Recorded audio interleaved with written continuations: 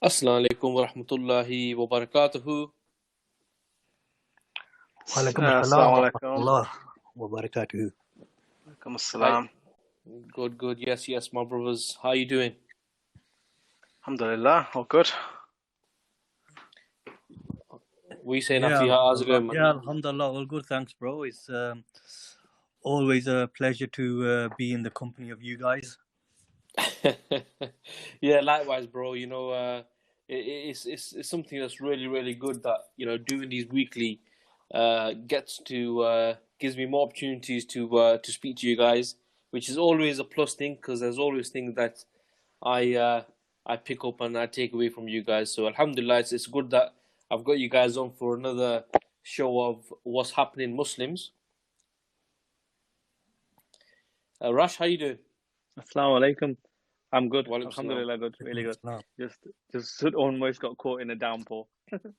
Okay, subhanallah, man, subhanallah. Well, as long as you're not swimming in the streets, then we're all good to go, isn't it? Yeah. Alhamdulillah. All right, good stuff, man. Okay, listen, let's kick off. And I think the main story, to be honest with you, I mean, how we cover the stories of the week. Guys, 1 sec. Can you guys place on hold? Yeah, there's a lot of crackling. So not hold, on mute. Yeah.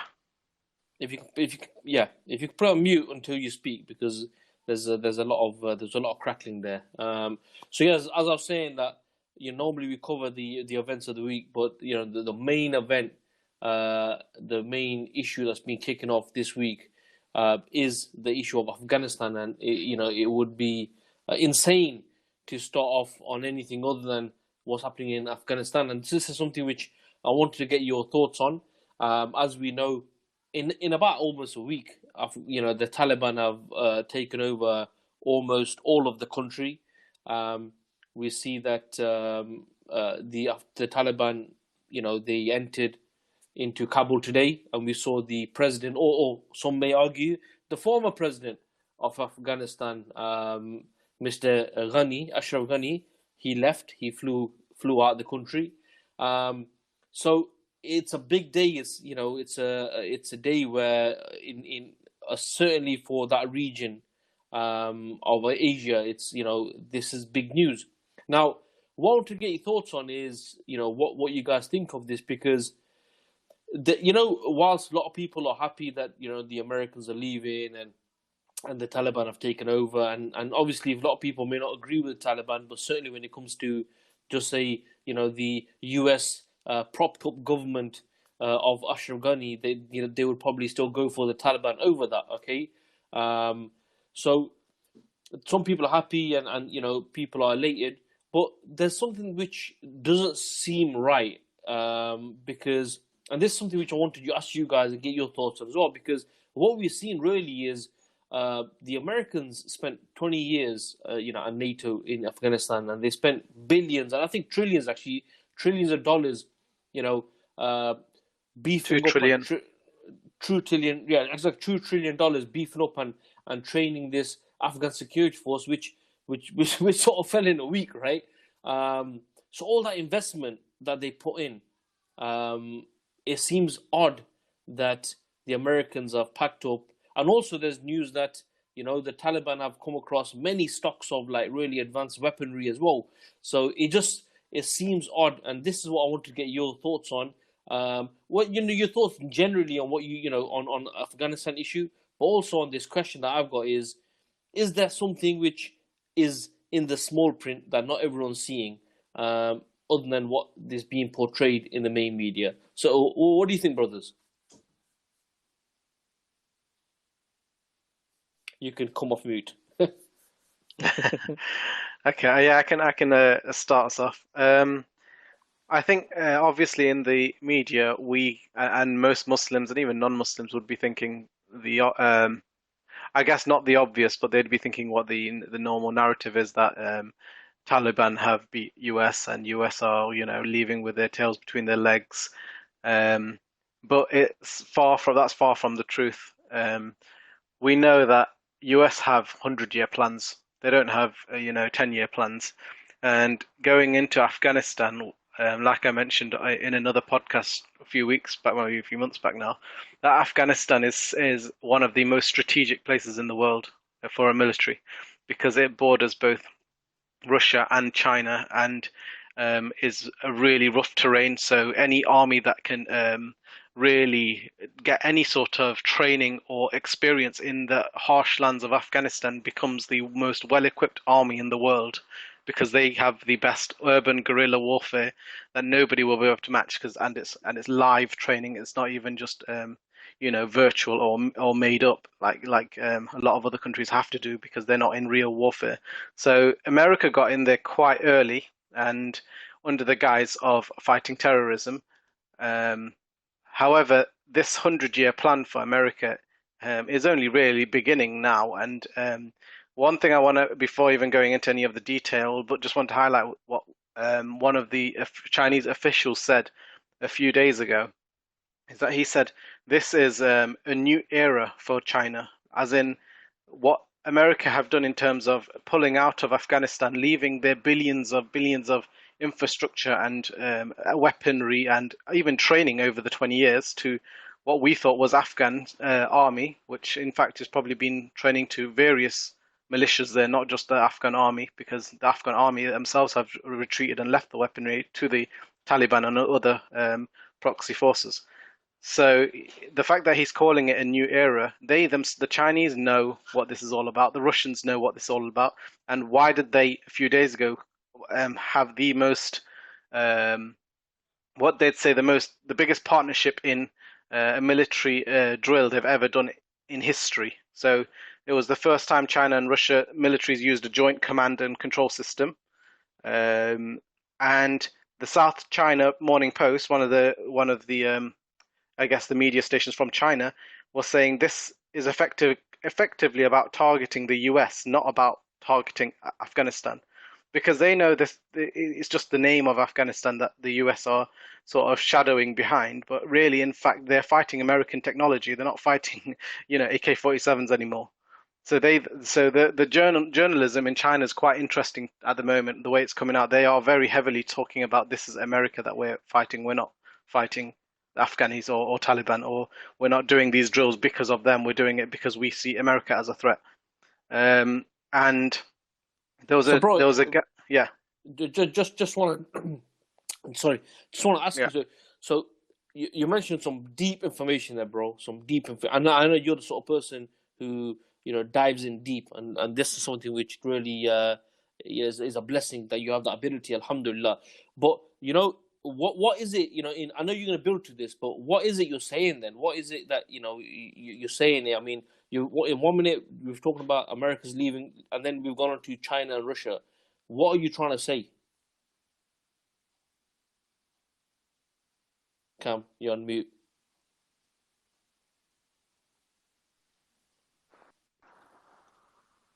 Hello, Cam. Hello, sorry, I lost you guys for a second.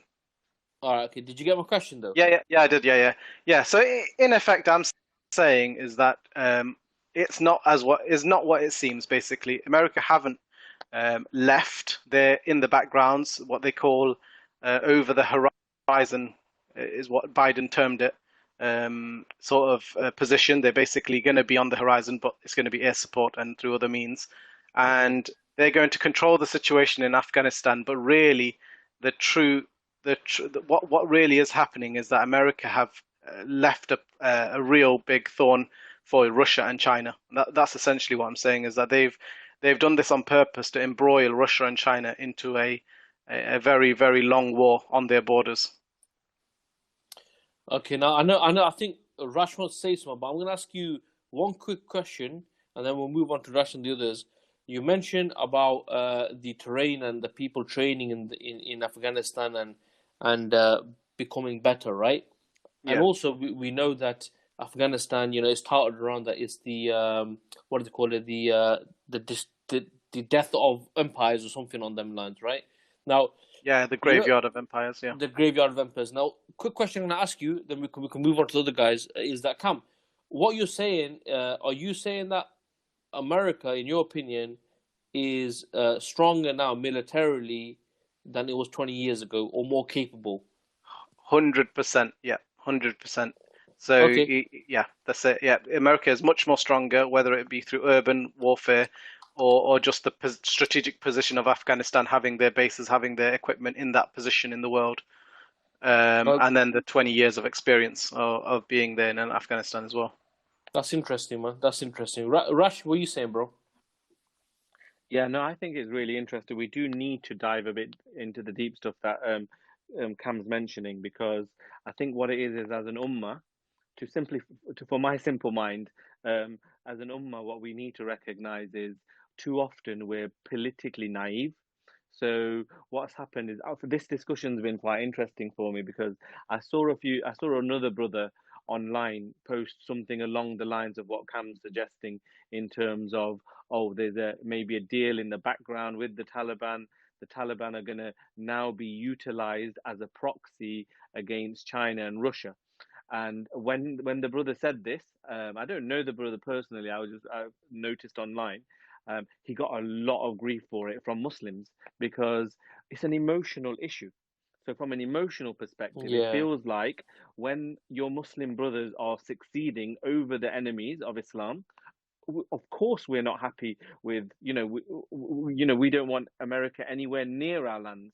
So them going away, and their other proxies that were there, or their proxies in terms of the Afghan government, them being defeated and Muslims taking over, and people who want hijab implemented, who want get rid of liberalism, all of these things which are the correct, we should be positive about that. So this is why I think it's quite emotional. So as soon as you start to say that maybe there's some complicity between them and America, it feels like you're having a dig at your Muslim brothers and sisters.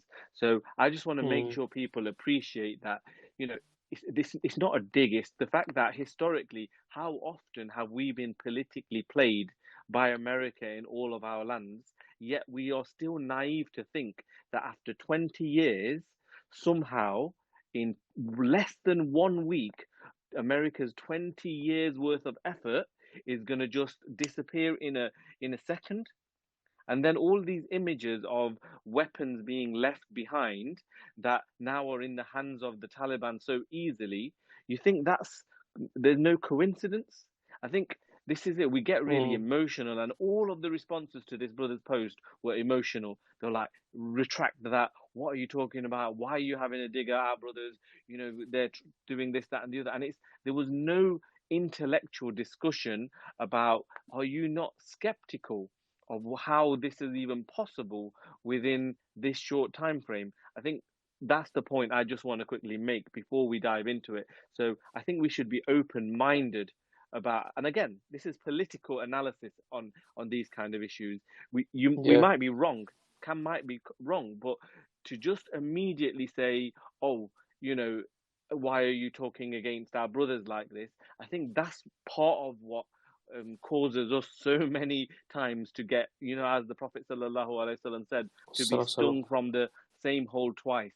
So often Yeah. we get duped just because on the face of it, it sounds like, oh, okay, something good is happening. But behind the scenes, as Cam was saying, these things are planned and executed by these superpowers.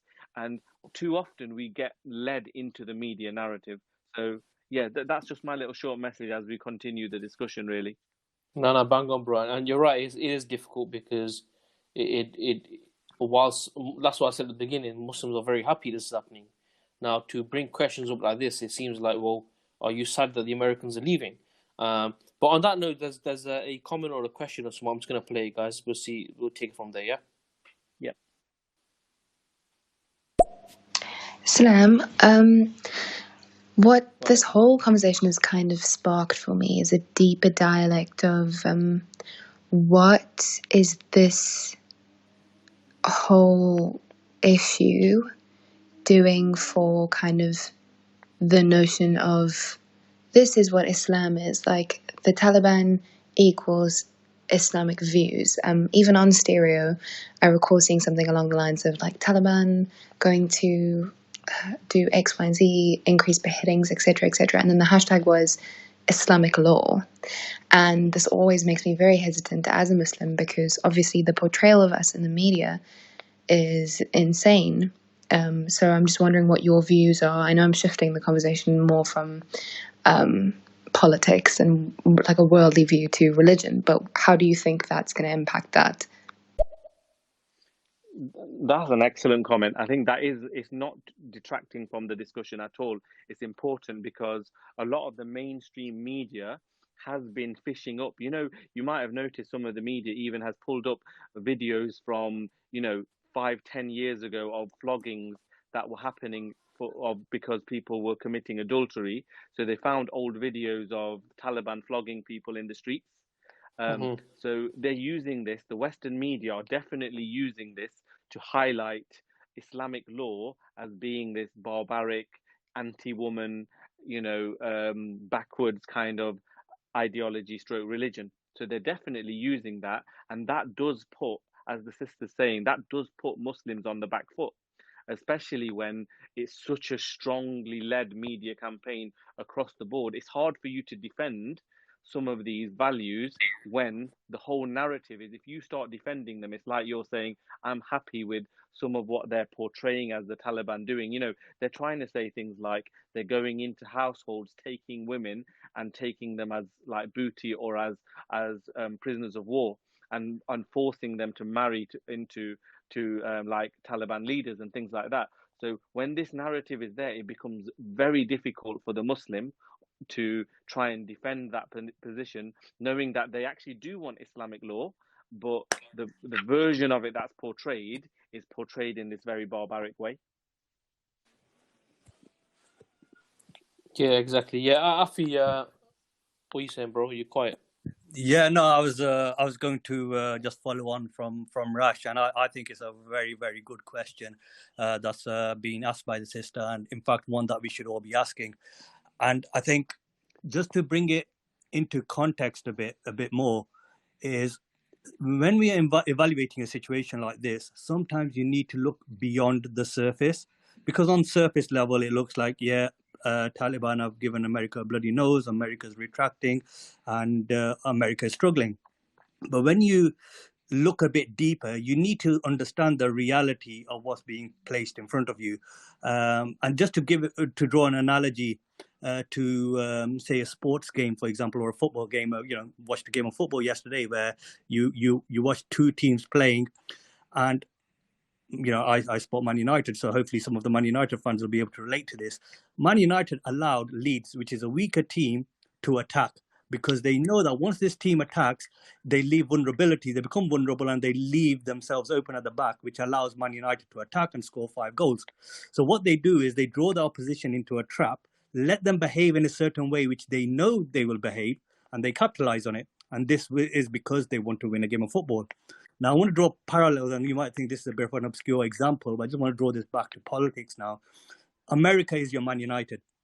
It's your superior team. They've got ambitions for the world, and whatever plays out, they've got a target in mind, which is what Cam was talking about earlier. They've got a 100-year plan. And America's interests are numerous. One of them is ideological, which the sister touched on in the question. And then you got additional benefits, additional interests, such as containing Russia, China, and also for its own economic gain. So what might appear to be a bloody nose, or might appear to be a weakness, is in fact a mirage, which allows people to detract themselves away from what's really happening. And when you look at the facts, and we could put some of these pieces together, and Kam and Rash have touched on these. When you put these pieces together, what looks like weakness is actually not a weakness. It's a tactical stroke of genius from the perspective of what America is trying to achieve. And one of those examples is, just like the sister said, portraying the threat of Islam, such as you get America to withdraw from these areas, and look what the threat is. It's the attack on human rights, it's the attack on women, etc.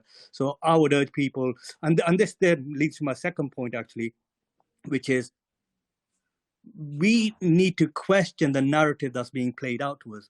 So the media is going to present a certain narrative, but actually, if you go and watch news channels in other countries, they're presenting another narrative. So it's not the fact that what the media is presenting to you is a fact, because if it's a fact, then what's being presented on Russia Today and other news channels throughout the world, are they a fact as well? So what we should do as audiences is take a step back, question the narrative, but also try to understand it. And then when you understand it, you'll understand that there's a number of other pieces at play here. There's another game that's being played.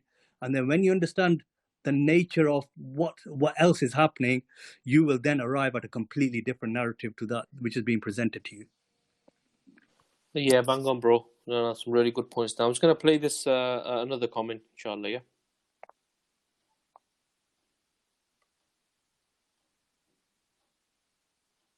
I also think it's slightly concerning considering, what the brother mentioned about it bordering, I think, Russia and China. And we already know the situation with Muslim people in China and the atrocities that they're facing there. So kind of my concern leads to, is this, going to link into that perhaps? Is this going to be a broader scheme of Muslims are bad, this is what we're doing to them, we're helping you, kind of like a global political propaganda piece? I think it will play into that, won't it? Because it's double-pronged attack, isn't it? On one side, America is highlighting the Uyghur Muslim issue because that shows China in a bad light.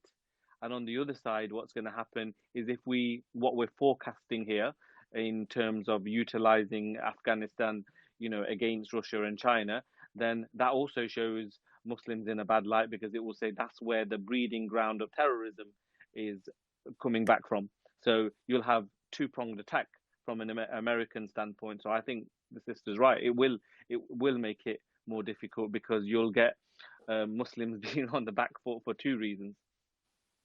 But also, what was the thing is, many people might think, well, China, Russia, what they're doing in this, but only I think we mentioned it a couple of weeks back, where when the Taliban were on this, on this march of theirs taking over the country, that even within China, for example, the Taliban came out and said, actually, we're paraphrasing, like, we're friends of China, we ain't got a problem there, and we won't be having any like Uyghur Muslim fighters on Afghan territory.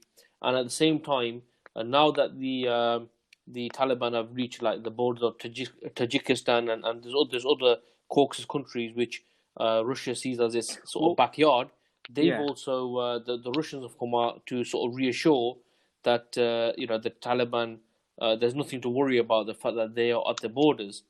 You know what I'm trying to say? Yeah, but the thing is, it is quite interesting that if you dig a bit deeper, you will see that China do see that it's from Afghanistan, some of the influence of Islam into the Uyghur Muslims. They see that there's a link there. So that gives them more of an excuse to get involved in Afghanistan. And again, from an American point of view, that just tangles China, its adversary in the region. And that's what they want.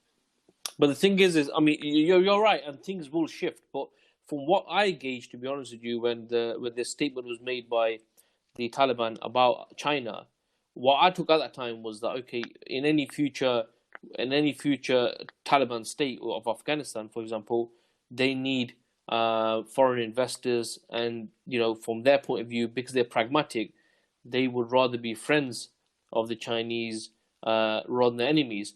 But at the same time, what it sounds like what you guys are saying is that with what America has done, it's it's benefited from training its own military, testing out equipment for 20 years or so in the harshest terrain in the world.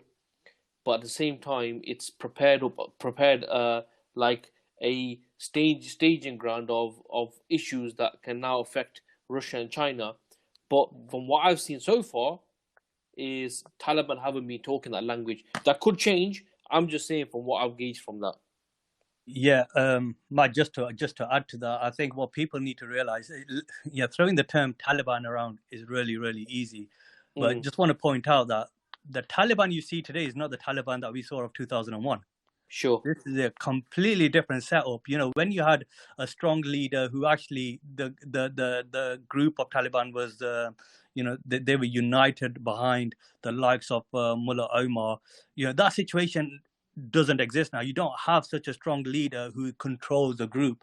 The Taliban now is a bit of a fractured organization. They've got different views on there, and you've got a leader in place now who is trying to appease different factions in order to retain that position. And, you've got some shared interests, but then you got a clash of interests.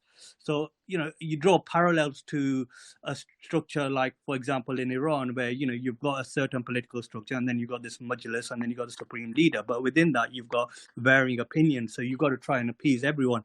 I see similarities with that in Taliban. So at the moment, it might look like, you got a common enemy, which is we got to get America out of there. America looks to be retreating, but you're drawing China in. And it could be very, very easily drawn into a country and draw parallels to what's happening in Pakistan. China has invested heavily in Pakistan, but, the Pakistan government has kind of like turned a blind eye to the atrocity that's going on with the Muslims in China for those economic interests. But recently we've seen, the West draw the government of Pakistan into this trap to say, actually, you need to be addressing this issue. These are your brethren. These are your people. Why are you silent on this? Helping to shift public opinion and put pressure on the government, in which case then it impacts China's economic interest. So now if you had a similar situation where China's committed to a number of countries in the region, right, they're putting the money in, but they want to see the result of this. If it's not able to see the result of it, China struggles economically. So you can see very, very easily how America could use the Taliban to draw China in a number of ways and then let it fall. So for America, it's a win-win situation with the Taliban, I think. Yeah. And also as well is, even there was a statement made by Boris Johnson, and what it said was that, it was clear, it is clear that there is going to be a new government. And he said that it was important that the West collectively work together to make clear that no one wanted Afghanistan to be a breeding ground for terror. So it was like, remember the phrase of, we don't negotiate with terrorists, and these are the same so-called terrorists that they went in to fight after 9/11. But now it seems like a lot of the Western countries are just comfortable with the idea that these guys are sort of taking over. So that's what puts a big question mark on all of this event to me, to be honest with you. Yeah. Rash, what are you saying? All I'm saying is, I think what it is the media narrative is the main problem, in my opinion. What it is if people look at Afghanistan and go, America went in there to bring democracy, to get rid of bin Laden, to get rid of terrorism, to help the local civilians, to save lives, blah, blah, blah, blah, then you'd say that America failed. But America didn't go in for that. That's just bogus narrative that was spun by them. America went in there because it had its own initiative to the so-called war on terror. America were the ones that dropped the mother of all bombs on Afghanistan and caused countless deaths. America are the ones that are responsible for the sheer volume of trouble that Afghanistan is having there now. Just because now that so-called Taliban are not so-called, sorry, the Taliban's advances are causing, say, some people issues, and some people, people have died from it. All of a sudden, the media is highlighting that they care about civilian deaths. What happened to the care about civilian deaths when America was dropping bombs with its coalition in Afghanistan?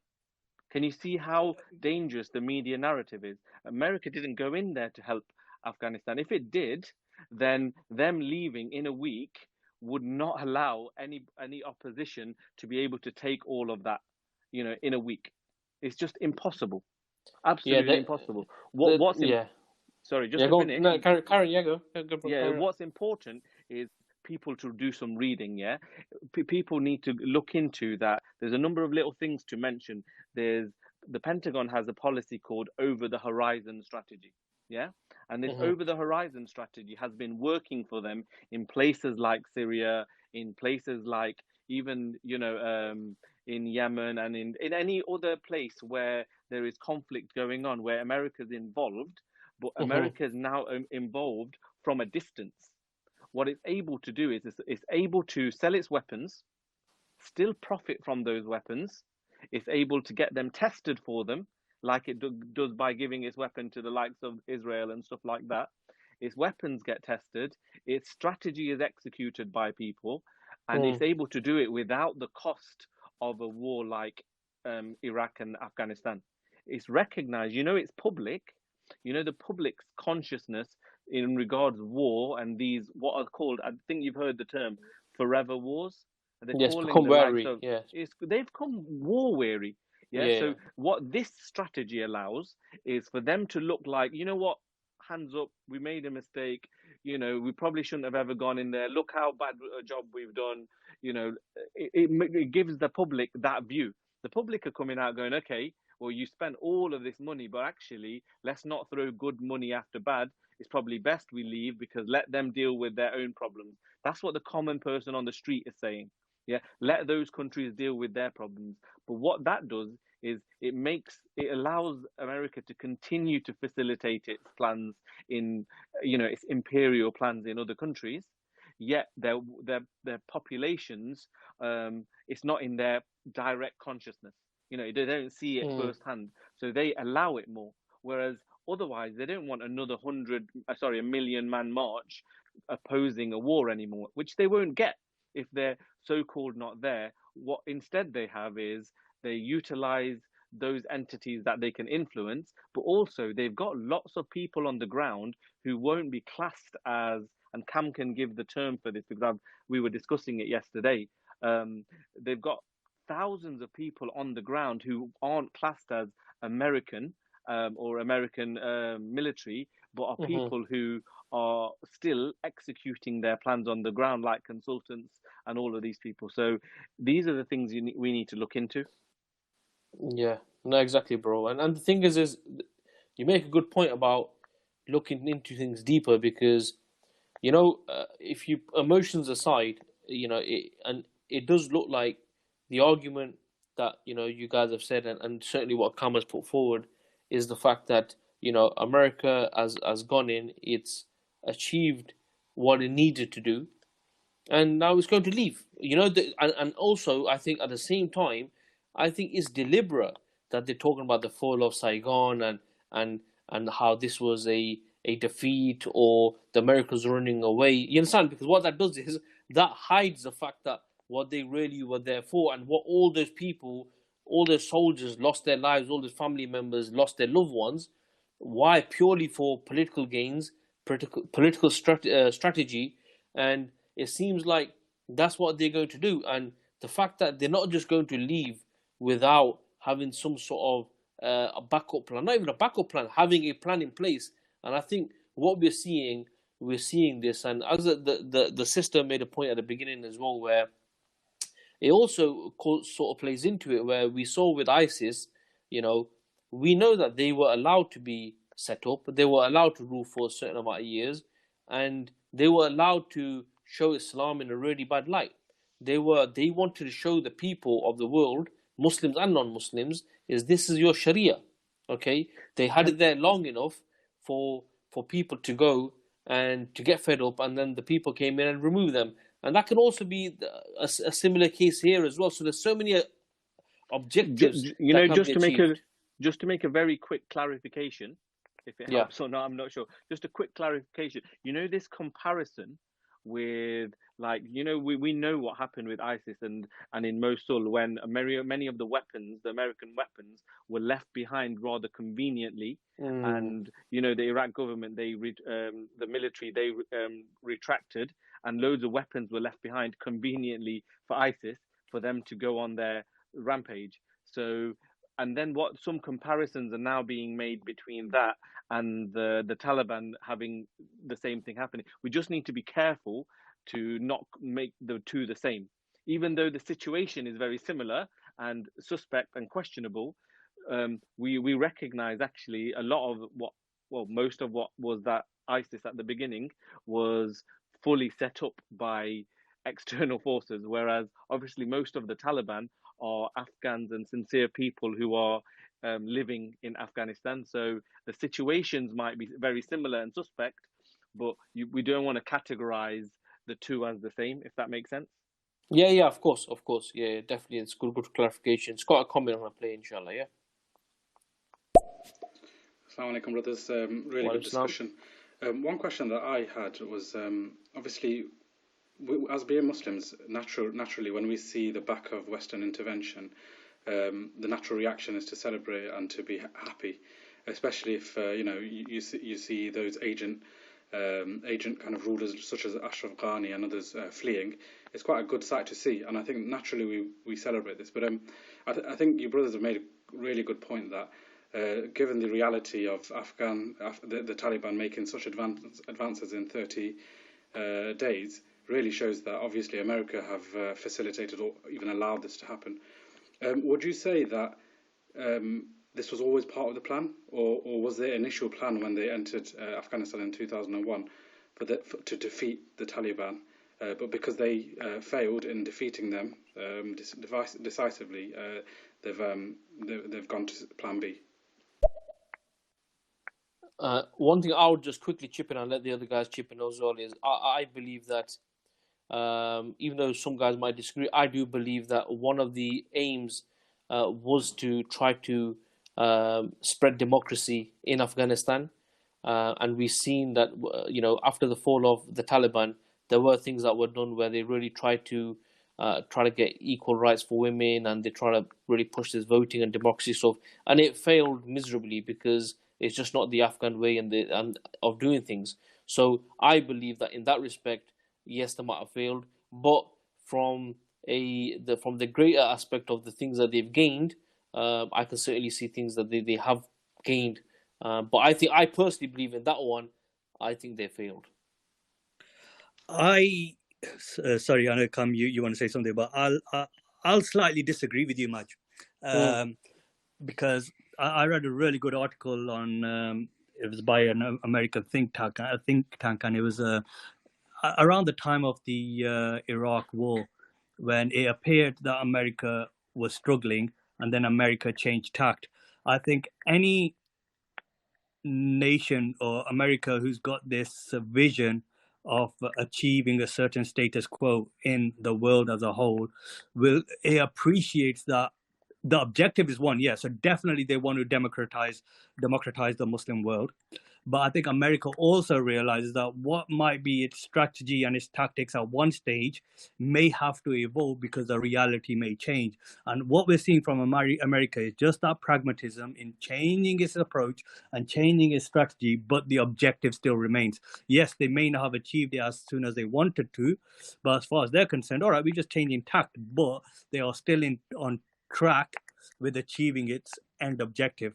America will not see itself as being failed. It's just seeing itself as changing its direction and its style, but to achieve the same objective. That's a good point.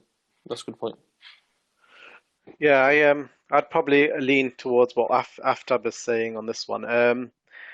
I think in the past, America, they used the CIA to infiltrate many governments in their near abroad, and that was the sort of the work that we now say the NGOs are doing. So in the past, it was the CIA would do that. They would privately start trying to push democracy and freedoms in those countries, and then they got found out, and there was a massive scandal. I can't remember what it's called. There's actually a word for it. It's lost from my mind now. But there was a word there. They joined to the CIA going into countries and trying to push democracy, and it basically failed, and people started being a bit wary of America. And that's when NGOs came in, which stands for non-governmental organizations, and you had the likes of what's it called? Was it Open Society? And there's the what's that main one? I forgot the name now. National Endowment for Democracy. That's the one. Yeah. And before, were you referring to Gladio B? Yes, Gladio. Even before that, they were CIA operations, and those sort of host countries started realizing they were CIA operations, and they started pushing them out and not allowing their CIA operatives to come into the country because they knew they were pushing democracy or pushing Americanism basically in their country. So America went down this new tactic of using NGOs, and it seems to be like a nicer way of saying, oh, this is not America, this is just non-governmental organizations pushing good stuff like freedoms and and democracy. So I think I would have, do you know where you say maybe America's plan was to push democracy? I want to believe you there, Maj, and I probably would have a few years ago. I would have said the same thing. But I think after the last few years of seeing how America have behaved in Afghanistan, how they've retreated, how much money they've put into how many air bases and bases that they've left open. The main international airport is a military base made up for military aircraft, not even for domestic aircrafts. You know, the setup they've made in Afghanistan, it was not for democracy. It was purely as a 100-year plan to say we know that our threat in 100 years, the way the curve the Chinese are going economically, and maybe the curve the way the Russia are going militarily in terms of their equipment, they must have had a 100-year plan to say, by this point, they're going to be a bit more of a threat to us. So we need to be somewhere on their borders. Where's the best place in the world to do that from? And that would be Afghanistan. And then, because there's no way you could have prepared all of this military and then have the most terrorist groups in the world in one place. Even though you've then spent 2 trillion over the last 20 years, how have you made more terrorist groups? You know, there's no way that could have happened. There's the Al Qaeda core there. There's Taliban, who they can consider a terrorist group. There's AKIS, which is Al Qaeda in the Indian subcontinent, which also operate there. There's ISKP, the Islamic State of the Khorasan province. It's the Afghan contingents of IS. There's the Haqqani network from sort of bordering in Pakistan. There's the ETIM, East Turkestan Islamic Movement, Islamic State for Uyghurs, which actually are mostly Afghanis and Uyghurs that want an Islamic State for Uyghurs in China, in the Xinjiang region. There was no appetite for democracy in Afghanistan right now, maybe in the future, maybe, you know, 100 years down the line, not right now, because there's no way that they would go into the most potentially the hardest place to ever put a democracy, in the most tribalist of countries where people would never have accepted any form of democracy or any form of other governance that's not sort of Islamic in any way. So what America have done, like even the airport, it's not even a domestic airport, it's a military airport, the main airport named after one of the presidents. I can't remember the name now. And you can tell that Hamid Karzai. Yeah, that Hamid Karzai International Airport. That is a military airport. You can even go on Wikipedia and see that it's not actually built for domestic use, but it has been used for domestic use for the last 10, 15 years. But why would they build? And this is American built. We have to remember, this wasn't built before the Americans got there. Americans themselves built this in the I think it was just before, when the Afghanis were fighting the Soviets for them. So there was a lot of build-up from that time until now, where the military, the airports, the bases, they've all been set up in a way that it doesn't seem like they were there for any form of democracy. And they use this as a way to sort of galvanize their public to why they're there. They would have said, "Oh, look, we're spending millions there in, you know, pushing democracy. We've got what's that girl's name? I forgot her name, that pushes democracy for women." Malala Yousaf. Yeah, Malala. You know, these are their pawns that they'll be using to appease the American public, to say, "Oh, look, we are in there for democracy. We're not going in there dying for no reason." You know, so there's a lot more to it. We need to be a bit more politically astute. We can't just feel emotional and think, "Oh, okay, you know, the Taliban are better than having a puppet government in there." Where they may be, they might well be. They might, you know, start going towards more sort of an Islamic governance. And apparently, there's going to be an announcement soon by the Taliban to call it an Islamic Emirate of Afghanistan, according to most news outlets at the moment. So it's very easy to get emotional, but the other side of it is, why would you have to start asking the question, why has America spent this much money? Why have they built it up in this way? Why have Russia and China started doing joint military drills, which they've never done in their history before? Why has there been more terrorist groups created under the American sort of colonialism there over the last 20 years? Why has it the most money has gone in there, most military has gone in there, yet more terrorism has been created there? Why is there 6 or 7 massive terrorist groups, you know, that operate from in and around Afghanistan and Pakistan, in that region, if they've been fighting terrorism all that time? It's bogus, really. What's happened is they've bred this for a long time, the same way they bred the Islamic State in Iraq and the Sham, called ISIS. It's just another grand plan, and it's another masterstroke from America, I think, and it's quite scary. I don't want to believe that was the case, but I feel like the more I read into it, the more I look into it, I'm actually a bit. I thought America were on their downwards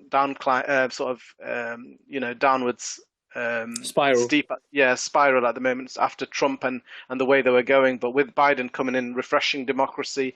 Another point that one of the brothers made was that it's also showing to the people that, if America pull out, you're all screwed. We need America. It's that narrative that they used to push in their movies back in the day. It's all about America saving the world, or about America being the most, courageous and the ones that, kill the enemies and create world peace and all that kind of stuff. Again, it's gonna come down to that. It's gonna be look, we pulled out because you told us you didn't like us there, but now look at the problems that, of course, you've got terrorists all over the place going into China and Russia. So there's a lot of points there, but yeah. No, there is a lot of points, and the thing is what I'm gonna take from it, and what I want our listeners to take away is just the important thing is actually think out of the box. You've given your views, Afi's given his views, Rash and myself, we've given our views. The important thing isn't just saying who's right, who's wrong. It's a case of actually really just moving away from the media narrative that's being set, and actually think for yourself, and actually think, how's this possible? How can this happen? Because at the same time, bro, another argument could well be that they promote Taliban as an armed group, but it's more of a movement, i.e. the fact that because of they are the people of Afghanistan, and whether it's a majority or minority, but a very strong part of it who are very cultural and want Islam in some form, regulating and managing their lives. So it was unsustainable for the Americans to be there forever, and it just came that they achieved their objectives, like you said, and they thought, well, and maybe they never really had too much concern of spreading democracy. It was a nice, wish list, but now let's move on, in the sense, like, let's leave and let the next phase kick in. It could all be that's also a realization that they realize that we can't be there forever, and at some stage we're gonna have to cut loose. Afi and Rash, I want to get your final thoughts. There's just a comment I want to just play before then, and then I'll get your final thoughts, and then we can bring this to a close. Yeah. Assalamu alaikum, my brothers. I hope you all are well. This is just to piggyback off of what Brother Khan was saying. I agree with you. The spread of democracy is their favorite false pretense that they use to invade anywhere, really. And anyone who doubts that it's a false pretense, you just have to ask yourself, look at what China is doing to... actually, forget what they're doing to Muslims. Just look at them as a state. That's not a democratic state. So if they were genuinely concerned about democracy, they would have invaded China a long time ago. But they don't want to fuck with them. Pardon my Israeli. Bro, one thing I disagree with you on here is I don't like giving these people the reputation of being all powerful. They're not, bro. I don't think they're responsible for creating groups like ISIS or any kind of group. They went there for an agenda and they didn't achieve it. They wasted their money and they left. Okay, some interesting thoughts there. I think, Cam, that question was directed to you, so I don't know if you want to maybe add a few things. It's probably a whole a complete different talk to talk about how the creation of ISIS. We could reel off hundreds of facts of how ISIS was created, and it might change the brother's mind, actually. But the general Muslim wouldn't really know all those facts unless you look into it quite deeply. So it's they can come quite shocking, actually. I do agree with the brother's first comment, though. This idea, definitely. This notion of democracy. Everywhere they go to take democracy to there, they recognize that even if there turns into some form of a democracy, that's this corrupted version of governance, which we've seen. Afghanistan is a very good example of that now, as in good in the very negative way, in that there's so much corruption in Afghanistan amongst that government that, the soldiers not getting paid, the people taking money, the weapons not getting to the right people, all sorts. Exactly. So much corruption. That's the governance that America takes to these countries and calls democracy. So I completely agree with that. America themselves don't have democracy, and a good book to read on that is it was called what was the name of that book again now? Managing Dissent, Managing Democracy. That's the book. So that's a good read. Read that. That the Americans themselves don't have the pure democracy that what democracy really is meant to be. It's purely just about managing democracy and managing the dissent that could topple the capitalists that are in power. Yeah, it's just elected dictatorship. It's just a fancy word. Democracy that doesn't exist. Yeah, maybe inshallah we can do a show in the future, Cam, and I can get you one addressing some of the points that the brother made. Yeah. But Yeah, I want to sort of bring this one to a close, guys. Just want to get your final thoughts. Anything you guys want to add to the podcast? I've got just a very quick one. Yeah, go for it.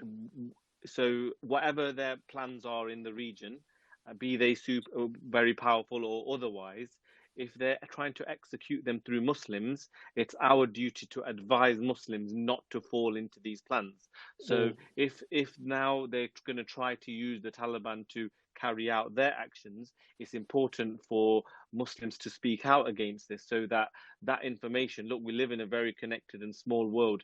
If it becomes obvious that this is what you're being used for, you need to wake up. You need to not be used by the so-called superpowers, and I think and that will only happen if Muslims become more politically astute and politically aware, and think our brothers and sisters that are in those lands, they need to recognize that too often we get used. Too often, all of these conflicts are instigated externally, and then we end up even having these civil wars because of it. So I think it's very important for people to just become more aware. Sound advice, bro. Sound advice. Yeah. Afi, you want to mention anything? Or Cam? Yeah, bro, I just want to say that I agree with one of the points that the brother who made the comment made, in the sense that America isn't as powerful as what it makes out, no doubt, and we've seen the fact that they have to change their plans shows that there were flaws in their tactics, and with them as a nation that wanted to lead on its agenda. However, we need to judge the reality for what it is. And if America was suffering a bloody nose in Afghanistan, it would have deployed everything. If it wanted to, it would have deployed everything it had and made sure that the track continued as it wanted, especially when we know that they control the regimes in the Muslim world. They would have utilized them. I think there are positives in Afghanistan, which shows that, the Muslims there will reject anything which they see as being controlled by a West, or the West is trying to impose upon them, hence rejecting the Western-controlled governments. However, the reality at the moment is... Bro, I think message. Huh? Hello, Afi? Yeah, you broke up, bro. You broke up. Yeah, sorry, I was just saying that at the moment, America... what's happened now hasn't just happened overnight. Their plan, or what they're doing now, the tactics now, have been after years of negotiation and discussions with the Taliban. In my mind, what they've done and what they failed to do back in 2001 is they've understood the reality of who they're working with. They've understood the Taliban. They've engaged with them. They now understand how the Taliban will work, and therefore how America can react to a situation to achieve its goals. Okay, bro. Jazakallah for that. And Cam, any last final thoughts? Not entire podcast, just your final thoughts, bro. No, there is a few bits and bobs, but let's have some more chats about this over the next few days, because it's going to be developing every single day at the moment. So there's no point trying to just push in as many points as possible. Let's leave it as I think we've got a nice conclusion here already. Yeah. Jazakallah, guys. Really apologize to everyone for that inconvenience earlier. But I gotta say, if it wasn't for the motivation from the guys to get this back on and finish this podcast, probably wouldn't get finished. So really, jazakallah khair for the idea from you guys. And I will be uploading this podcast to the Islamic Vibes podcast, which is available on all popular podcast platforms, and also on the Path to Revival YouTube channel. And also, I recommend that you check out the Voice of the Ummah podcast and YouTube channel. We've done discussions on Afghanistan and stuff like this before, and there's loads of interesting stuff and material that you can find on there. So guys, jazakallah khair for joining me. It was a pleasure as usual. and inshallah we will join. Well, we'll speak to you guys on the next one. Inshallah. Allah. Yeah, definitely. Inshallah. Take care, Assalamu brothers. alaikum Wa wa alaikum assalam. rahmatullahi Wa alaikum salam. wa barakatuh.